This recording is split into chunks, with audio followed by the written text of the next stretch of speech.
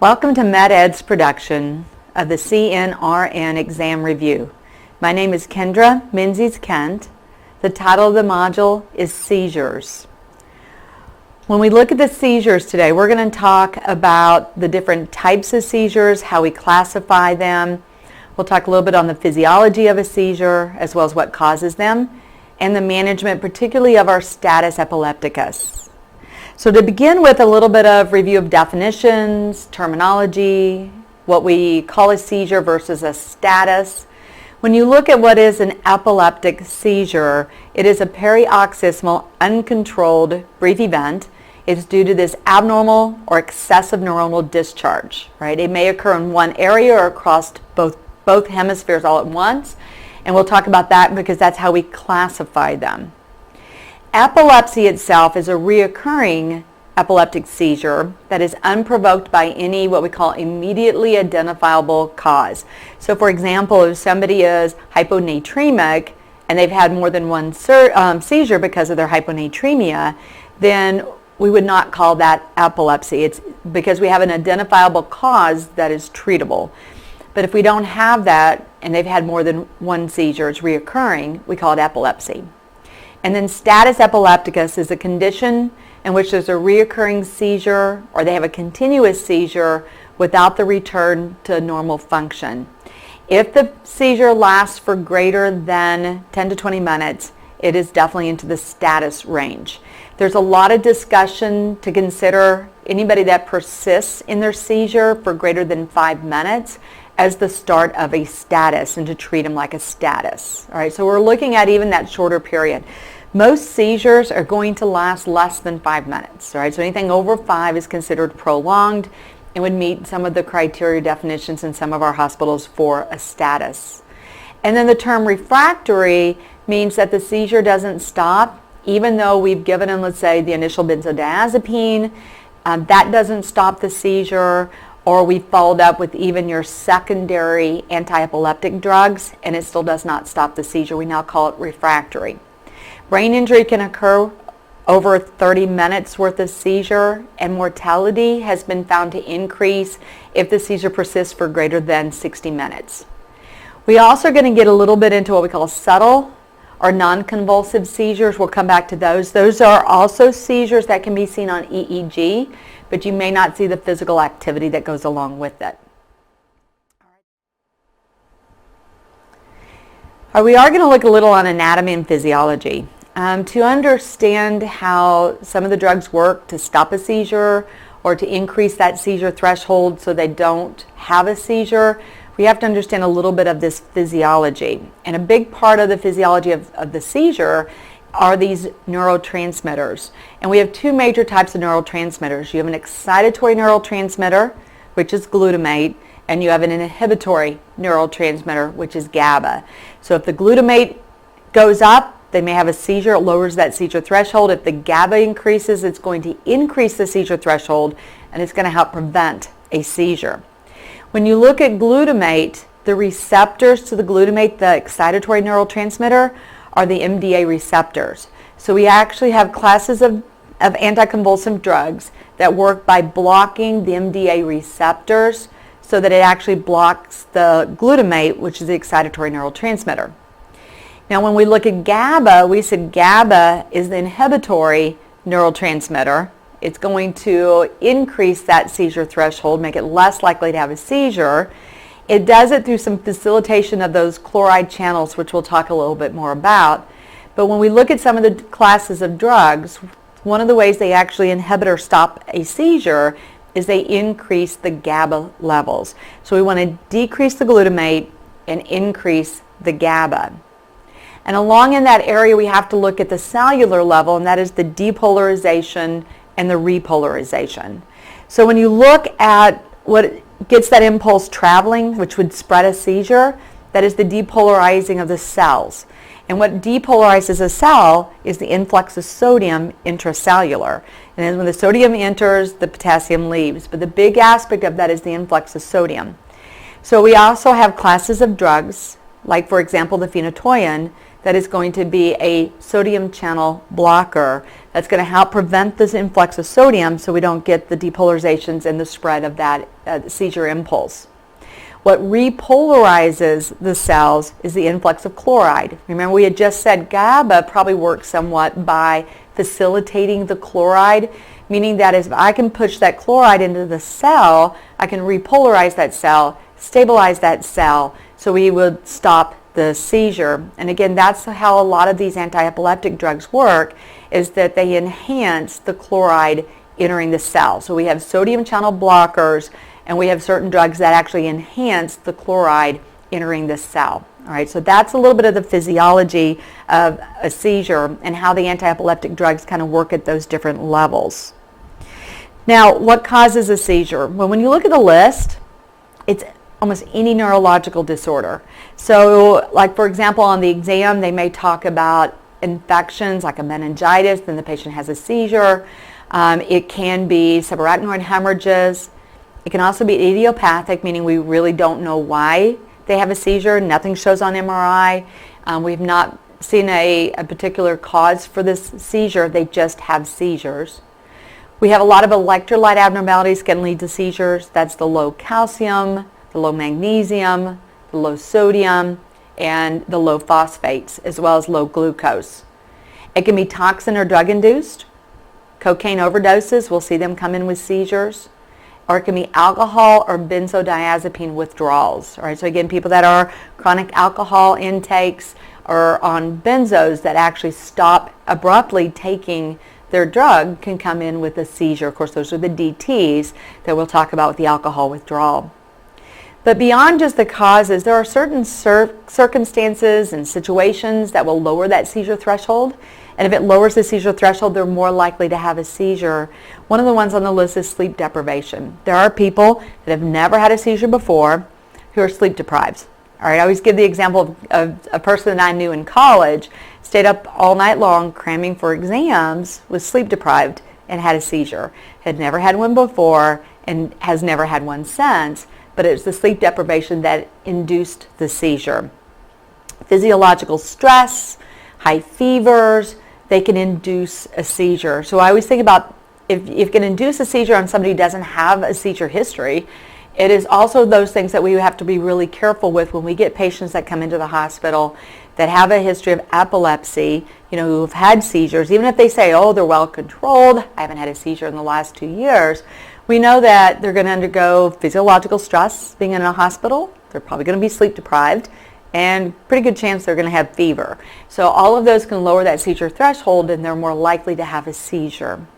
The other one on that list is those flashing lights, and we can even use that. Sometimes we'll use strobe lights or flashing lights to actually induce a seizure if we're doing the video EEG monitoring, and we want to videotape it as well as look at the EEG.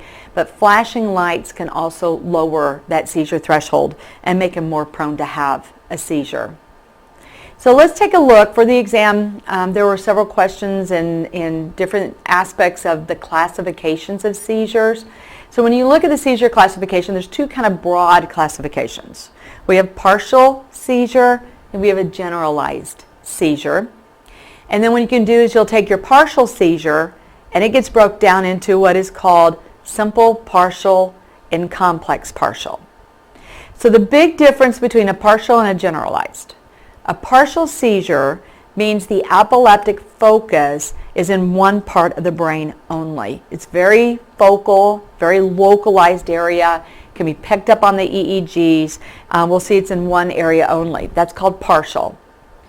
Breaking it down to between simple and complex partial is based on their level of consciousness and their awareness. So a simple partial seizure, they're actually awake. They're aware of the activity, they know what's going on, but they have no control over it. Versus a complex partial, they are not aware of the activity, they have lost consciousness, and they have no recall of the event. But it is still focal, it's still in one area of the brain. Versus that generalized seizure, across both hemispheres all at once, you can't find the original source where it occurred at one area, it occurs both across at one time, picked up on that EEG, and they will lose consciousness or awareness of their environment. All right, we're going to talk a little bit about these here when we get into them. So let me show you first, for example, some simple partial seizures and some complex partials. Simple partial seizure, remember we said, is one focal area of the brain, and they maintain consciousness or awareness. So a focal motor might be a repetitive type, jerking type movement of an extremity. They have what's called the Jacksonian march, and that would go for, like, for example, the face may go into twitching, the arm goes into your rhythmical jerking to the leg. So it progressively goes down. It's like going down that motor strip. We have what's called the fencer's position, all right? And that's like the sword fighting. That's kind of what I have up on my slide. And what you'll see is that one arm comes up, the head turns towards that arm, and the other arm comes straight down, and it's a tonic seizure. So it gets very, very tight, increase in tonicity. Again, these people are awake, they're aware, they're still upright in their position, but they just get very, very tight in what we call a fencer's position. We have somatosensory seizures. These are your hallucinatory type seizures. Somebody may have auditory hallucinations. They can have visual, they can have the smell, a very repetitive smell or repetitive taste that they will tend to get. These can actually be seizures. And in fact, when we talk about an aura, you know, a lot of people think, of course, an aura is kind of the warning of a seizure. An aura is actually a seizure. It is a simple partial seizure is what it is. The people are aware of it. They may hear a ringing of the bell right before they lose consciousness and they go into a generalized seizure. So what an aura does basically is it's a simple partial seizure that can progress into a generalized seizure. But we hear a lot of the auras are your somatosensory seizures. We also have psychic seizures. Psychic seizures are like deja vu.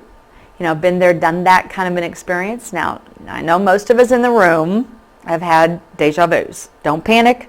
Probably not having a seizure. Deja vu seizures, or would be somebody would have them repetitively, frequently, that they would continue to have this feeling over and over that they've been there and done that. And then the opposite is being lost in a familiar area.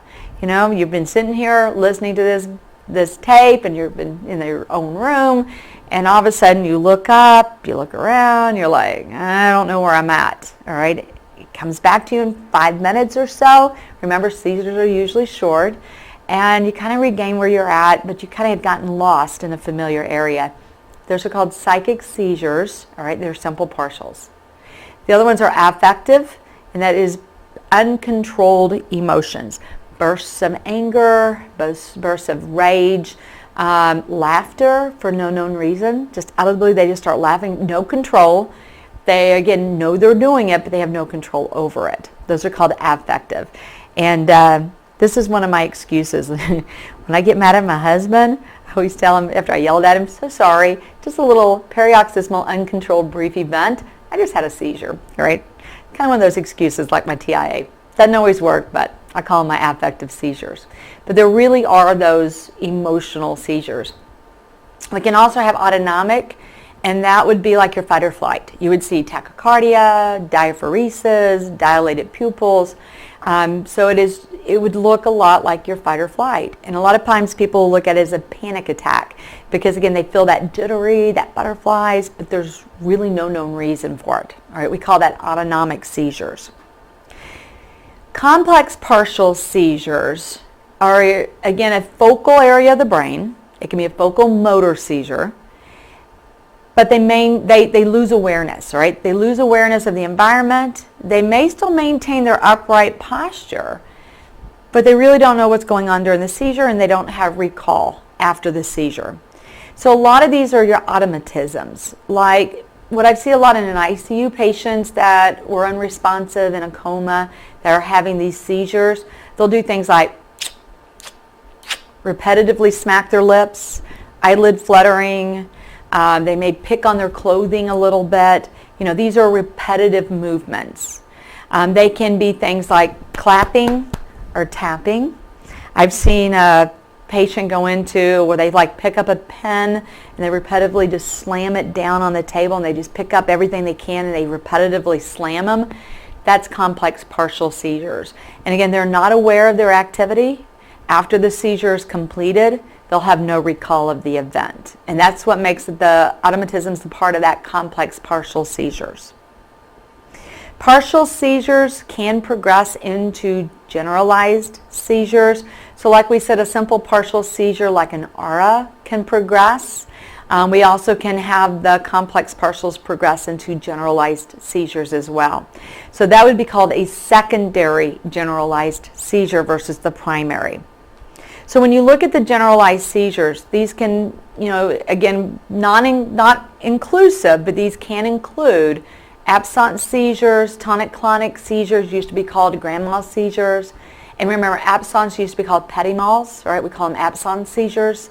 It can be tonic seizures, myoclonics, atonics, which are like drop seizures, or febrile seizures. And let's talk about a couple of these.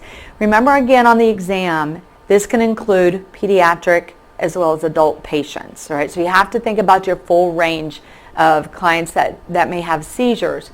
And the absence seizures is one of those that is considered a pediatric seizure. All right, usually over the age of 12, 13 years of age, they're going to outgrow these absence seizures. They may go on into another generalized seizures, but usually they don't. Most of the time they outgrow these absence, all right? And so you'll see that they will grow out of their seizures.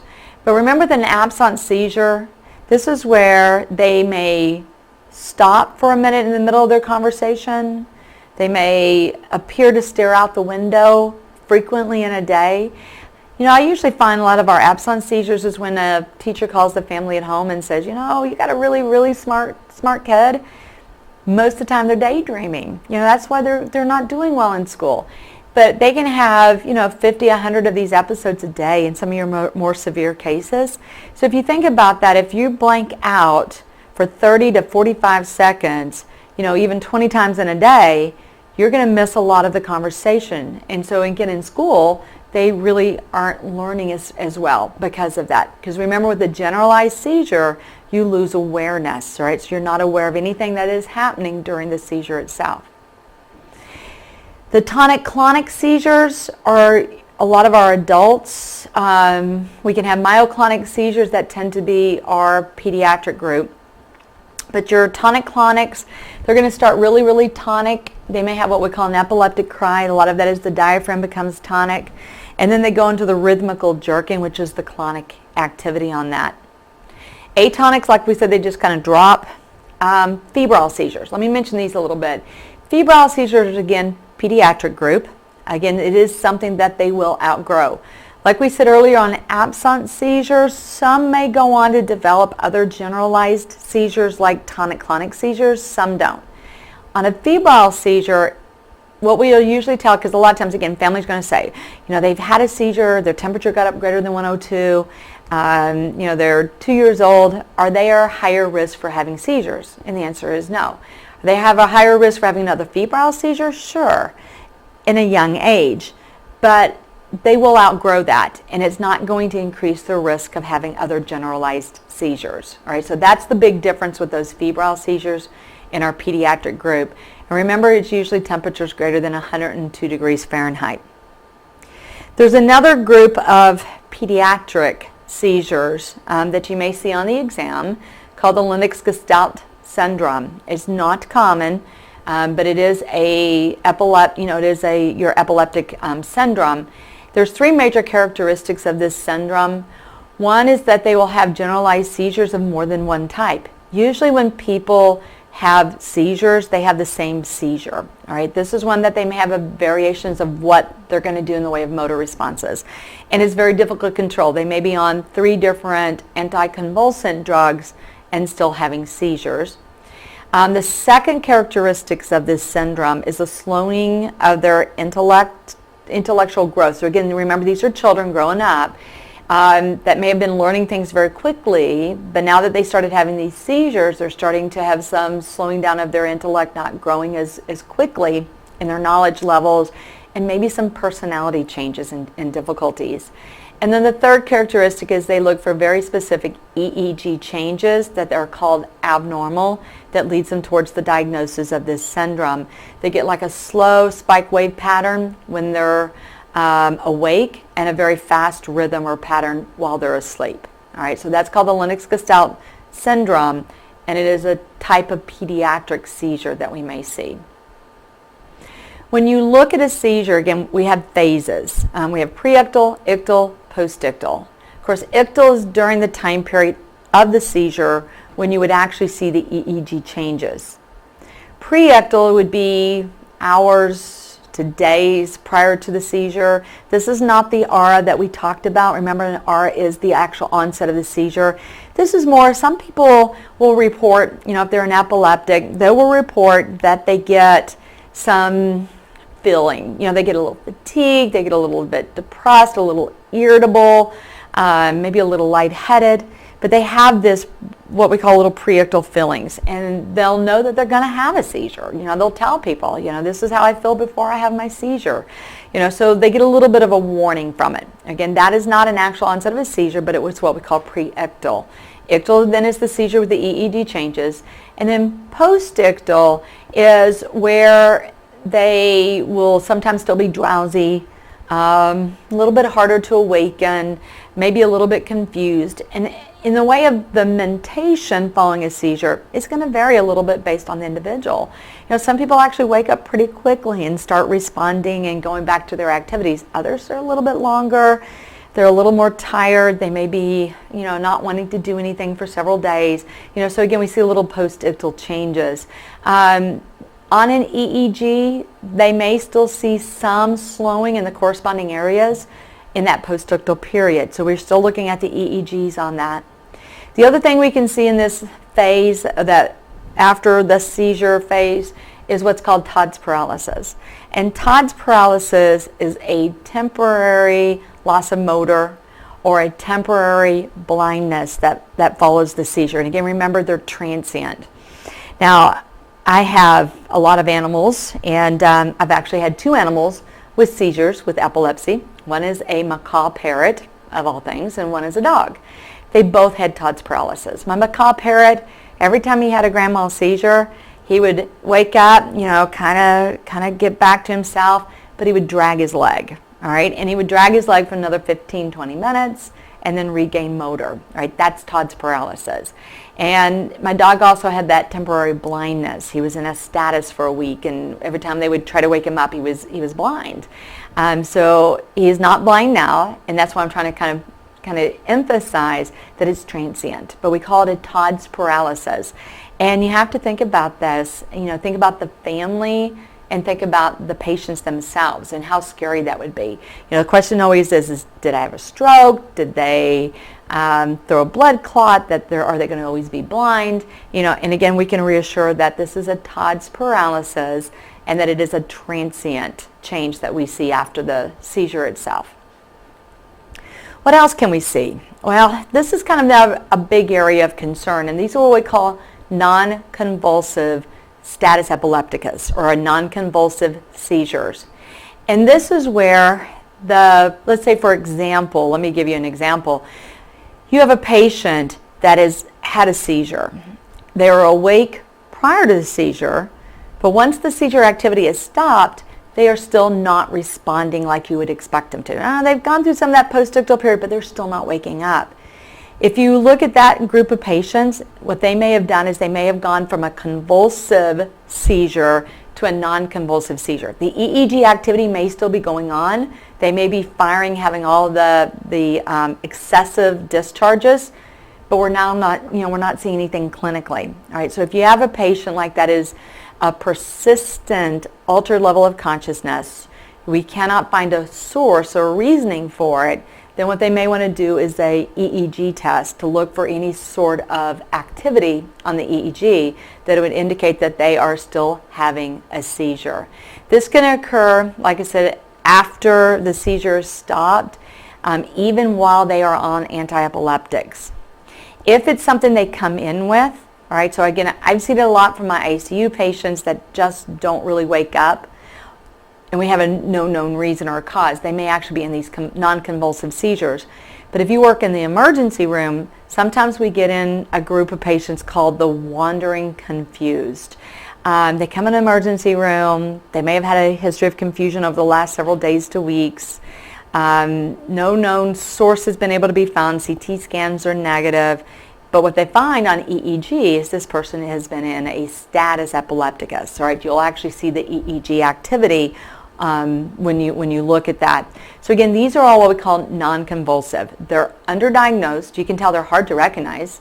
You know, they should be suspected after a seizure if the person is not waking up, if they have an extreme lethargy that we cannot explain away with postictal, if they are doing things like twitching or blinking, some of the automatisms that we talked about with the complex partial seizures.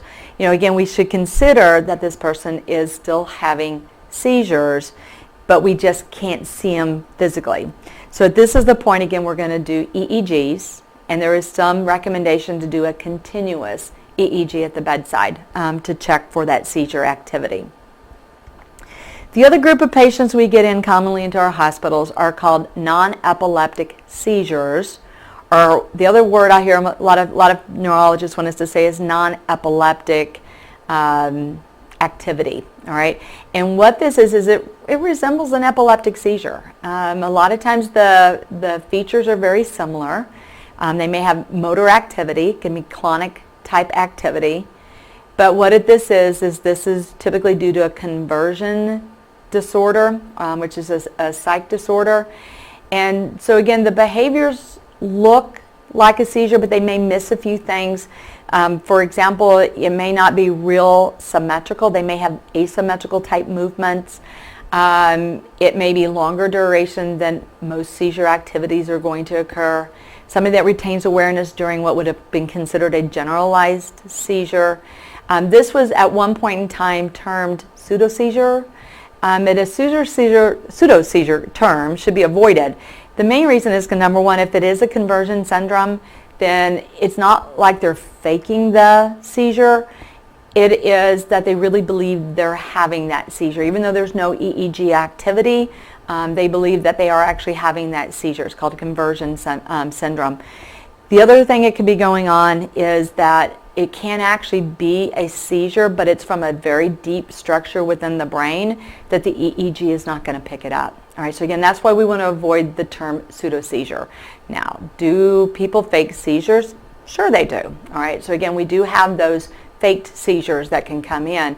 But like I said, when we really look at these patients, we're trying to decide, is this a conversion? Is this maybe a deep structured seizure? You know, try to find if there's a physiologic or a psychogenic origin to that behavior or that activity that we see. So it is now called non-epileptic seizures. So what are we going to do? All right, seizure precautions, if we know they have a history of seizures. So, of course, bed in the lowest position, side rails up and padded.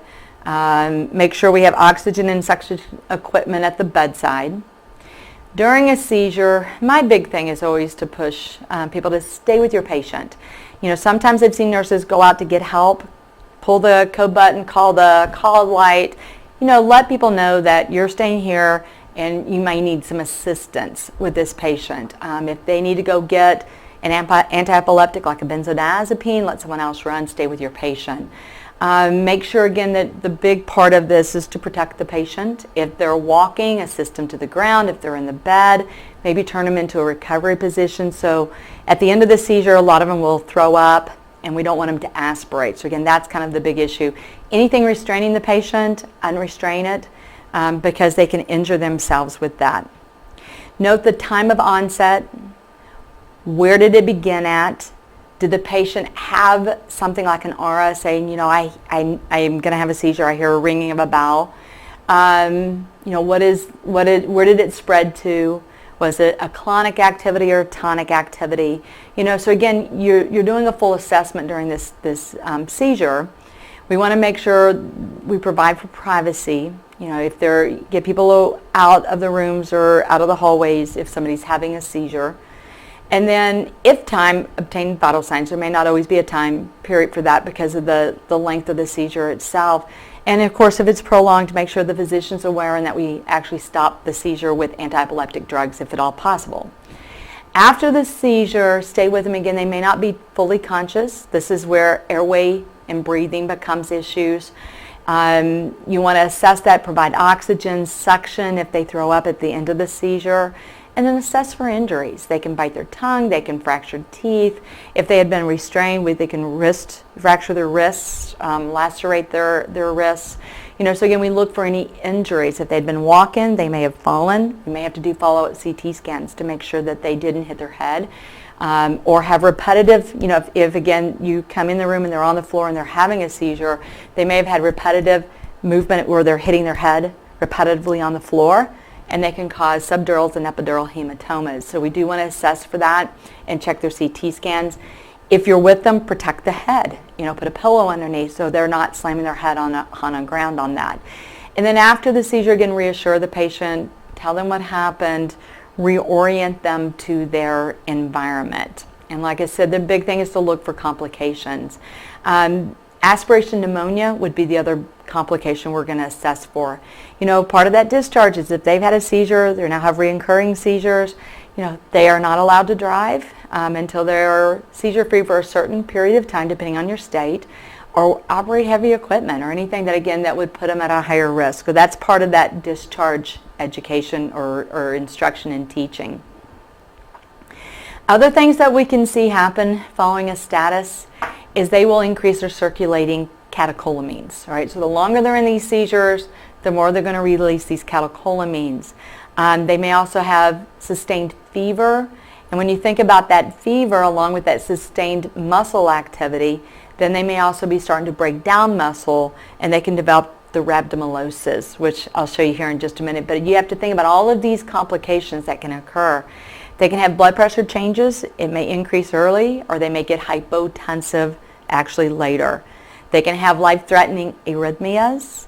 In fact, again, when we look at that cardiac muscle, it has been found, like following a status, if they die and they get an autopsy, to have some cardiac muscle necrosis. So we do know that there is some involvement of the myocardial muscle itself. And then if you look at all their blood chemistries that are abnormal, like hyperkalemia, increased CPKs, and myoglobin, that's because of that rhythmical contractions of their muscles that are excessive and prolonged. And so the muscle begins to break down, and the potassium and the CPKs and the myoglobins, when you look at the potassium CPK, that's intracellular. So when the cells are breaking down, it's releasing all these intracellular components systemically.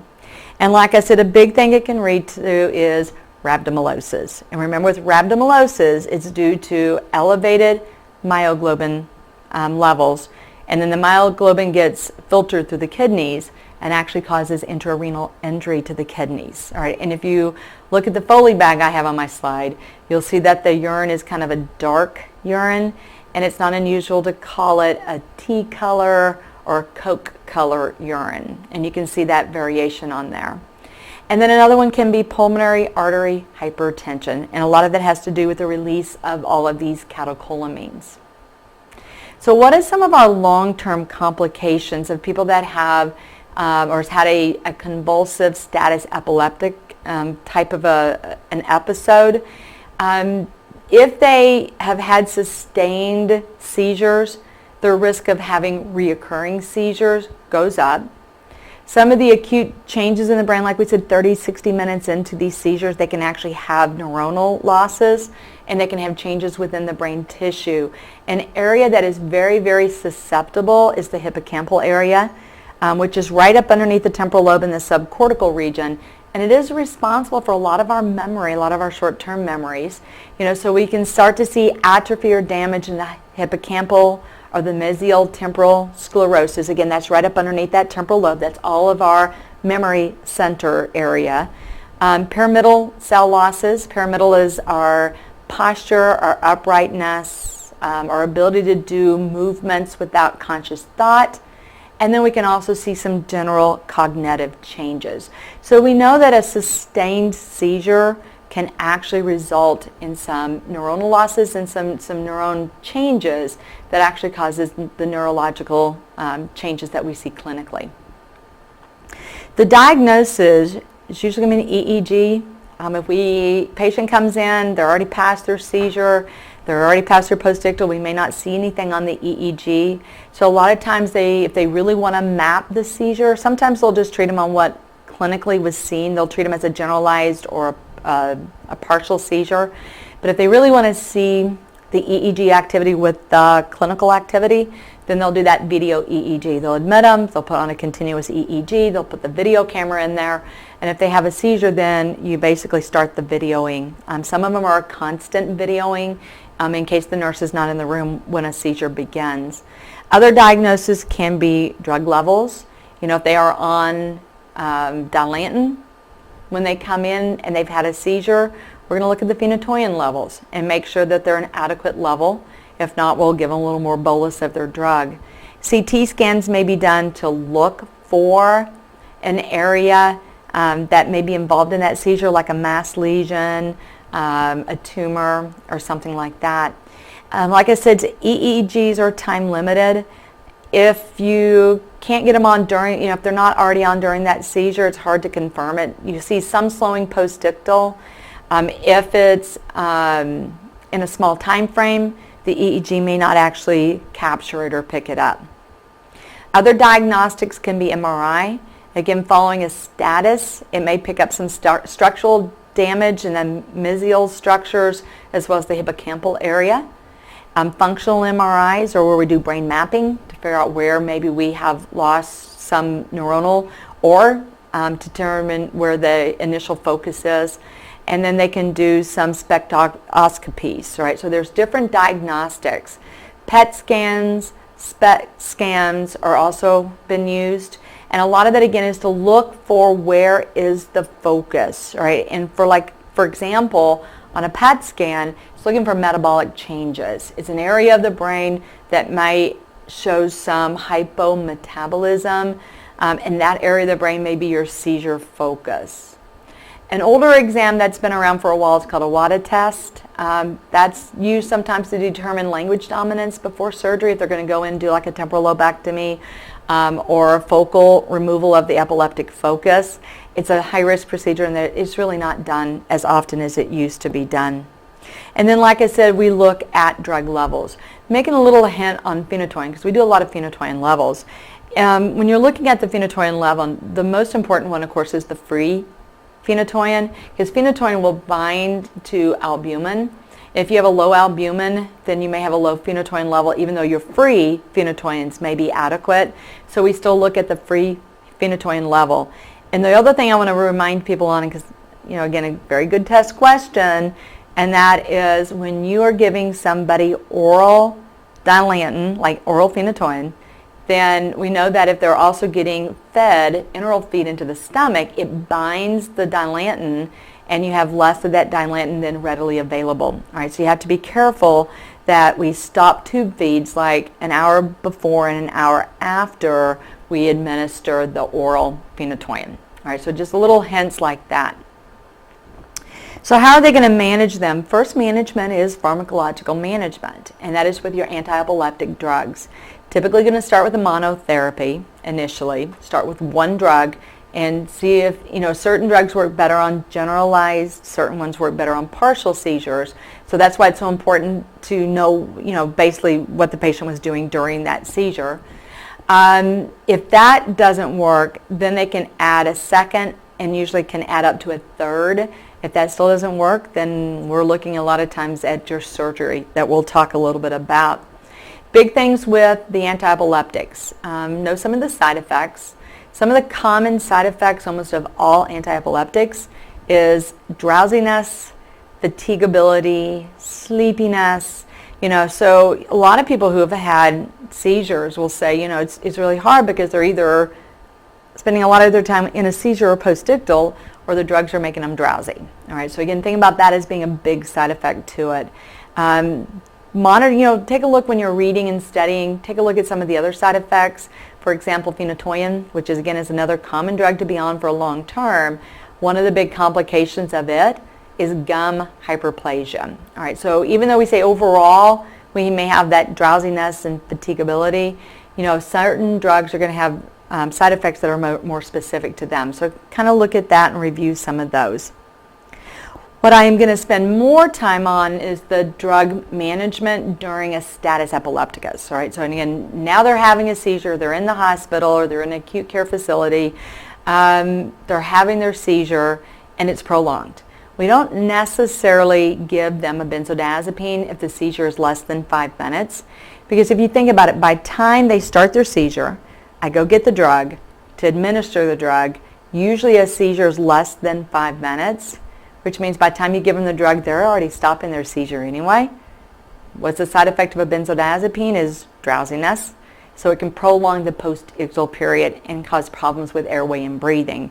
So we typically say is you'll give the first drug if it's a prolonged seizure, typically defined as greater than 5 minutes, or if they have 2 seizures that are very rapidly occurring without a lot of recovery time in between. All right, that's when we're going to treat those seizures. The first drug of choice is usually the benzodiazepines. The one that is probably used the most is Ativan. All right, and it's usually Ativan 4 milligram IV route given over like a 2-minute period on that. Ativan has a longer anti-epileptic effect than your Valium does, and that's why we tend to use it. So it's considered to be our first drug of choice is the benzodiazepine. Some neurologists in some facilities repeat that a second time if it doesn't stop the seizure. Others will move on to a different class of drug. As we get into looking at treatment, again, there is no consensus of exactly what drugs has to be used in what order. The only one I think that most people agree with is the start of the Ativan first. All right, and that tends to be our biggest agreement. From there, it can really be almost any anticonvulsant. So I'm going to give you some examples of some drugs that can be used. So if the Ativan doesn't work, they can give a second dose, or they can move on to, say, for example, a phenytoin. When we look at our phenytoins, we have your phosphenytoin, which is Cerebrex, and then we have your phenytoin, which is Dilantin. If I have somebody that I need to do a loading dose because they're having a seizure, I prefer to use the Cerebrex primarily because you can push it faster than the Dilantin. Neither one of them are you going to push rapidly, but you can give it a little quicker. So part of the thing on the Dilantin is you cannot give it any faster than 50 milligrams a minute. So if you want to load a dose, a loading dose is 1 gram. That's going to take greater than 10 minutes to load. All right, and I've got someone who's already having a seizure. Versus Cerebrex, to do a 1 gram equivalent, you can administer over 2 to 3 minutes. All right, so again, it's still not a fast IV push, but you can give it a little quicker. All right, so that's why some people will use the Cerebrex during the seizure, and then they may convert them over to the Dilantin after the seizure. They both are going to elevate the phenytoin levels. If it persists, then you can go to almost any anticonvulsant. They can use Versed. The big thing on the Versed, to be used as an anticonvulsant, you have to give a relatively high dose, which is going to give you respiratory depressions, hypotensions, and oversedation. So that's kind of your pro-con on that one. We also have IV propofol. The other name is Deprivan. Can also cause hypotensions and respiratory depression, but it's a shorter acting drug so that once the drug is stopped, we may be able to wake them up better and have less respiratory complications. IV valproic acid is another option. It doesn't cause the sedation or the hypotension. We have IV Keppra, phenobarb. Phenobarb's got some myocardial depressant effect to it, as well as some sedation. And then we also have the IV ketamine. All right, and that has been used more in prolonged seizures. So it's not typically a drug of choice up front. It's kind of what I call my third tier. It kind of goes further on down on that. But those are some of the drugs that can be used to stop the seizure. They all work at different levels of that physiology. So if one doesn't work, instead of repeating that same one over and over and over, we go to a different class of drug, all right, because it may work to stop that seizure. If we can, again, get it stopped within that 30-minute period, we don't typically see changes. Even on our newer modality MRIs, we don't see a lot of changes. If we can't get it to stop in that 30 minutes, what starts to happen is they lose autoregulation. They can no longer vasodilate to improve blood flow to certain areas of the brain. They become very dependent upon their systolic blood pressure. And now remember, we have a lot of drugs that we already said could cause hypotension, so that can complicate that.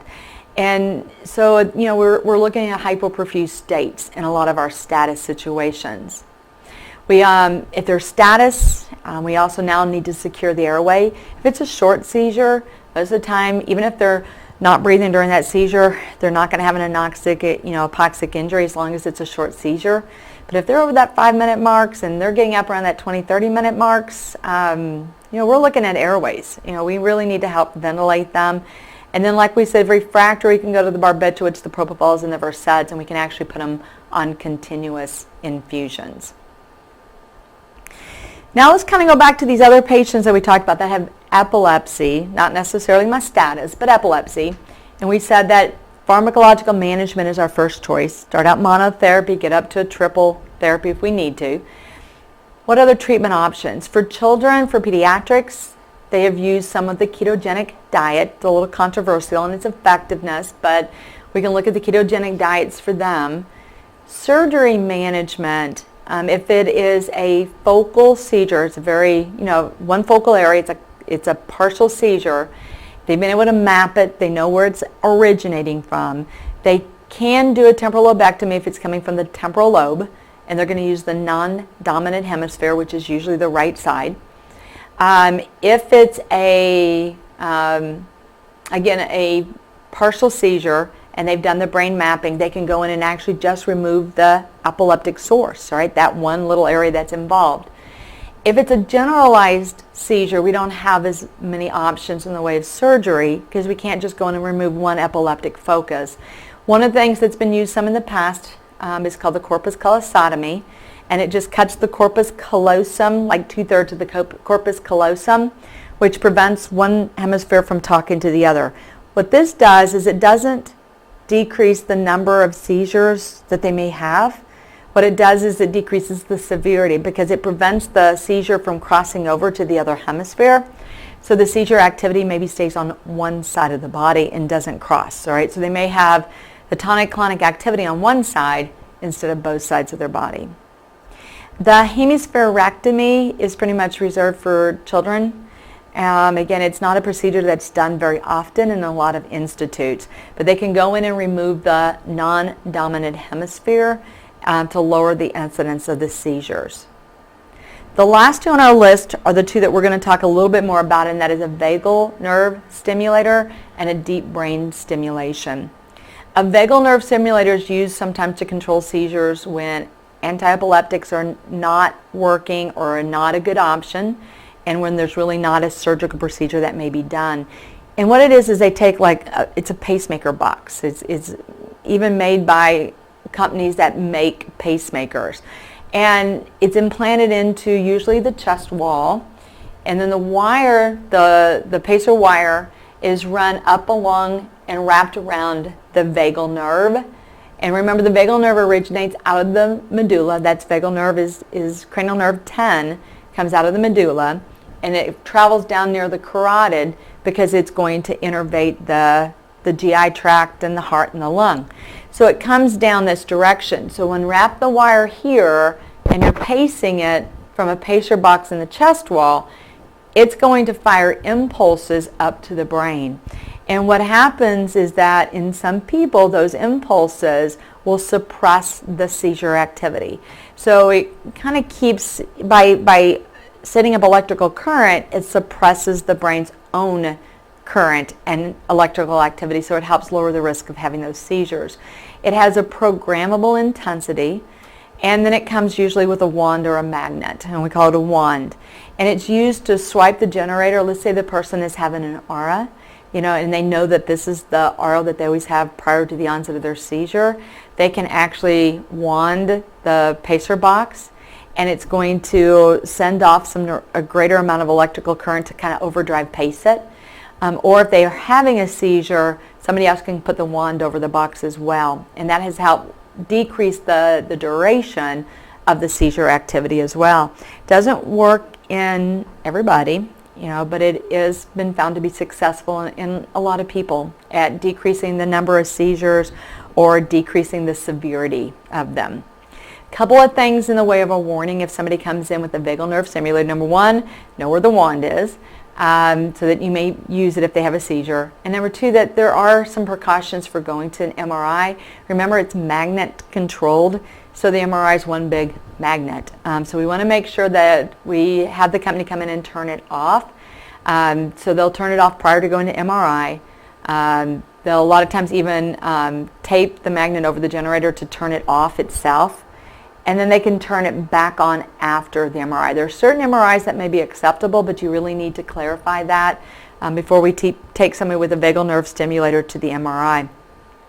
During the stimulation process, patients may have a hoarseness, a deeper tone of their voice, or feel some like buzzing sensations in their chest wall. They also, again, for future, just to again be an FYI, is they are now making some non-invasive vagal nerve stimulators. All right, so again, there is some new technology out there as well. The last little grouping then is the deep brain stimulation. Deep brain stimulation's been around for a while. We've used it for Parkinson's disease, so we're going to come back and talk a little bit more about it with Parkinson's. But we're also now using it for epilepsy, all right, to treat a patient with an epilepsy.